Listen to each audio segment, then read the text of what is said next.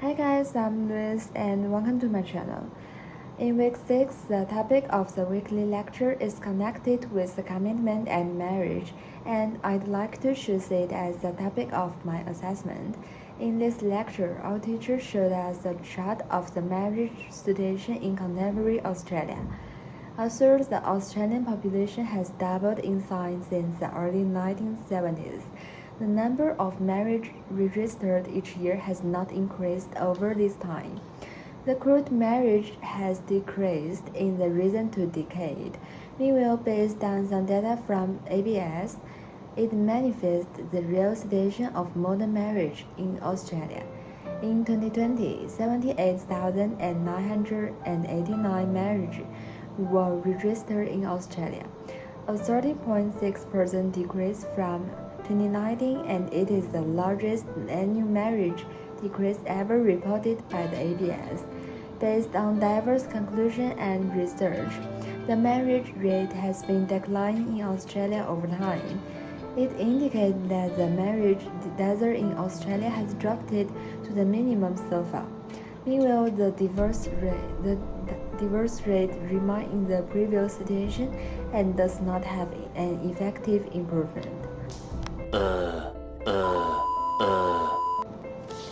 the process of this video, I'd like to focus on intersectionality and marriage.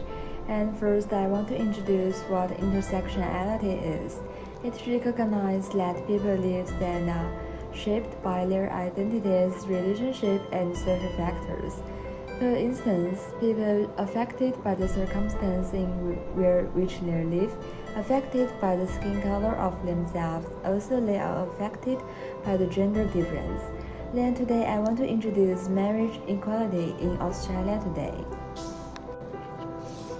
Then 2018 was the first full year in which same-sex couples could legally marry and can be protected by the legal formula. It means until December 2017, there were no legal provisions within the Commonwealth of Australia for same-sex couples to marry in the same sense that their heterosexual friends and family can. So, civil union provides similar legal protection as marriage. Commonality argued that is due inequality because same-sex couples occupy second-class citizen status in relation to marriage. Homosexual groups argue that they need more legal function to protect their identities of them as traditional heterosexual groups. Both the UK, New Zealand, and other developed countries have legal recognition in the area of protecting same-sex couples. This country has similar society as Australia. Then commonality argued that Australia needs to have relevant protections. Through the yes vote for marriage equality, polling about 2/3 of eligible voters, a slew of symbolically violent messages appeared. So Australia has relevant protection for same-sex couples today. These groups face diverse difficulties in the contemporary Australian society. Lesbian, gay, bisexual, trans, and intersex people in Australia still experience discrimination, harassment, and hostility in many parts of everyday life, in public, at work, and study, assessing health and other services, and securing proper recognition of their sex in official documents. For instance, compared with heterosexual people, gay, lesbians, bisexual, and transgender people are more likely to experience depression.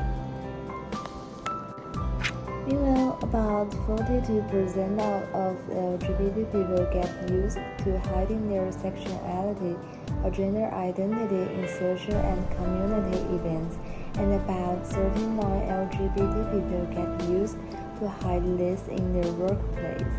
Based on this research, it is clear that most LGBT people experience local homophobic abuse. Through the physical homophobic abuse lead to a small percentage, it is still exists in Australian society. I also do some personal research on the BBC.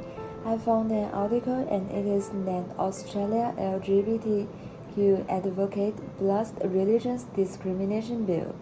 Australia has introduced a new controversial bill aimed. This bill would allow Catholic schools the right to fire teachers or expel gay students in the name of religious ethos. In the people's opinion, this function can make contributions to protecting people and organization of religion. Upsetly, some people think this behavior is deeply unbalanced.